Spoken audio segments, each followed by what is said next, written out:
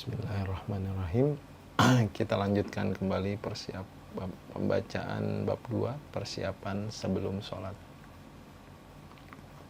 Yaitu kita masuk dalam wudhu. Sholat adalah sarana munajat seorang hamba dengan Allah Subhanahu wa ta'ala, waktu berdiri di hadapannya, saat untuk berdoa kepadanya, serta saat bercakap dan berbisik dengannya. Maka untuk momen seperti ini, kata Sayyid Qutb rahimahullah dalam Az-Zilal, harus ada persiapan, yaitu kesucian jasmani yang diiringi dengan persiapan ruhani. Inilah peran wudhu. Maka wudhu memiliki peran penting dalam Islam, karena sholat seorang hamba tidak akan diterima kecuali ia dalam keadaan berwudhu terlebih dahulu. Allah Subhanahu wa ta'ala bahkan mengabadikan perintah berwudhu ini dalam firman-Nya. يا أيها الذين آمنوا إذا قمتم إلى الصلاة فاغسلوا وجوهكم وأيديكم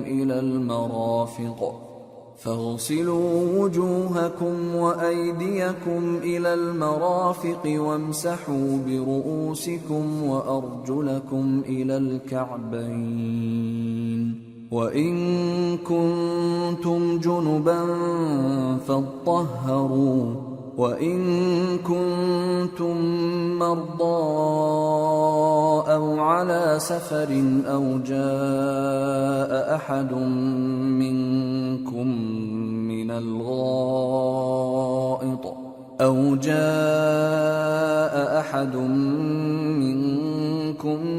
من الغائط أو لامستم النساء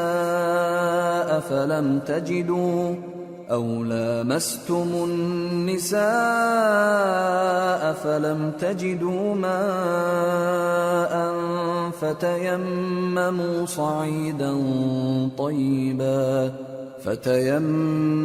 صعيدا طيبا فامسحوا بوجوهكم وأيديكم منه ما يريد الله ليجعل عليكم من حرج ولكن يريد ليطهركم وليتم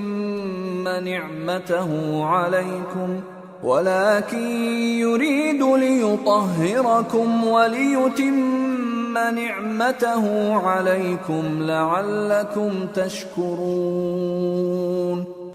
Hai orang-orang yang beriman, apabila kamu hendak mengerjakan sholat, maka basuhlah wajahmu dan tanganmu sampai dengan siku, dan sapulah kepalamu dan basuh kakimu sampai dengan kedua mata kaki. Di akhir ayat Allah Subhanahu wa ta'ala berfirman, Allah tidak hendak menyulitkan kamu, tapi Dia hendak membersihkan kamu dan menyempurnakan nikmat-Nya bagimu supaya kamu bersyukur. Mari kita sejenak membaca penghujung ayat di atas, yaitu Allah tidak hendak menyulitkan kamu, tetapi Dia hendak membersihkan kamu dan menyempurnakan nikmat-Nya bagimu supaya kamu bersyukur. Maksud dari kalimat Allah tidak hendak menyulitkan kamu menurut Ibnu Katsir rahimahullah dalam tafsirnya adalah oleh karenanya Allah Subhanahu wa ta'ala memudahkan kalian dan tidak menyulitkan. Bahkan Allah Subhanahu wa ta'ala membolehkan tayamum ketika sakit dan ketika tidak ada air. Ini adalah bentuk kekuasaan dan kasih sayang Allah Subhanahu wa ta'ala kepada kalian. Adapun makna kalimat tetapi Dia hendak membersihkan kamu dan menyempurnakan nikmat-Nya bagimu supaya kamu bersyukur, menurut Sayyid Qutb rahimahullah dalam Az-Zilal adalah wudu dan mandi itu tidak hanya sekedar membersihkan jasad, tetapi ia adalah usaha yang dilakukan untuk memadukan kebersihan tubuh dan sucinya ruh dalam satu amalan langsung dan dalam satu ibadah ketika seorang mukmin menghadap Rabb-Nya. Jadi sejatinya wudhu yang kita lakukan ketika hendak sholat tidak ditujukan untuk menyulitkan, tetapi justru untuk membersihkan kita dan agar Dia menyempurnakan nikmat-Nya bagi kita.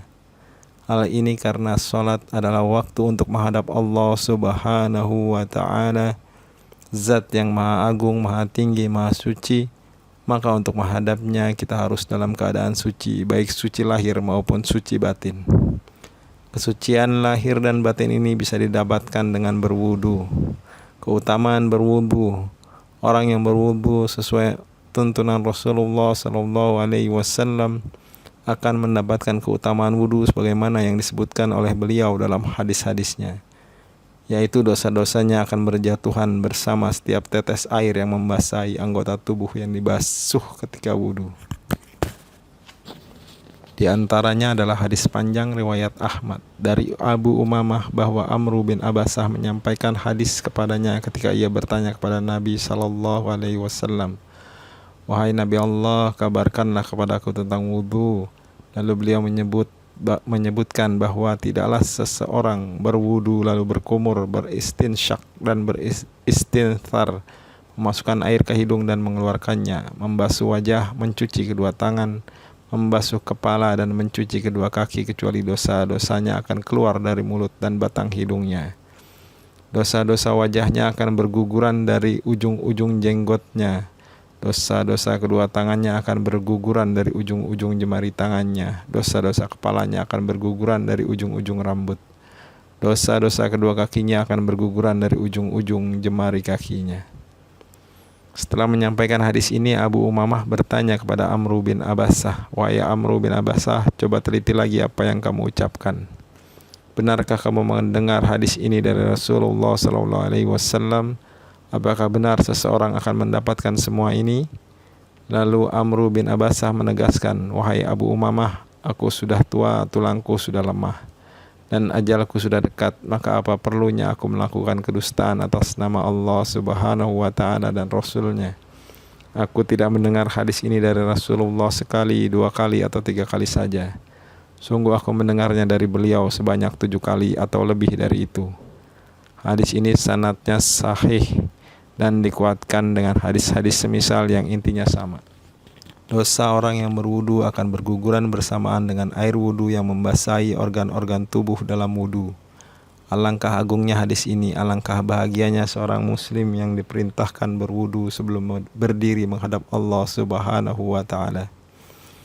Larutnya dosa bersama basuhan dan tetesan air bekas wudu sudah selayaknya menjadikan batin kita semakin bersih, seumpama cermin yang semakin jernih sehingga kita bisa memantulkan gambaran kondisi jiwa kita yang sesungguhnya.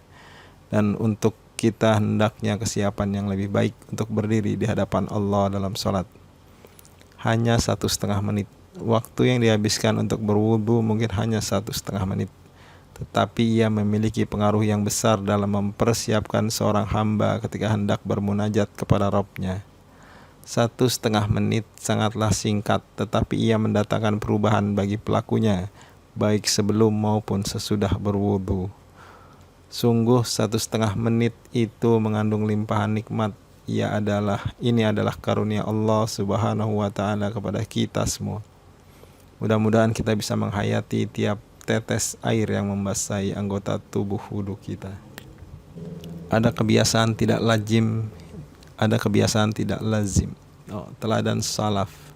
Ada kebiasaan tidak lazim yang dilakukan oleh Ali bin Hasan ketika berwudu. Ibnu Qudamah rahimahullah menjelaskan bahwa di antara kebiasaan Ali bin Hasan tersebut ialah roman wajahnya berubah, mukanya menjadi pucat pasi tatkala ada yang bertanya, "Mengapa wajah Anda pucat setiap kali berwudu?" Ali bin Hasan menjawab, "Apakah kalian tahu di hadapan siapakah aku akan berdiri?" Demikianlah ketika kita sedang berwudu, itu berarti kita hendak menghadap Allah dalam sholat. Betapa malunya kita ketika tengah berdiri menghadap Allah, seorang hamba berlumur dosa tengah bercengkrama dengan Rabb yang maha baik. Wallahul muwafiq.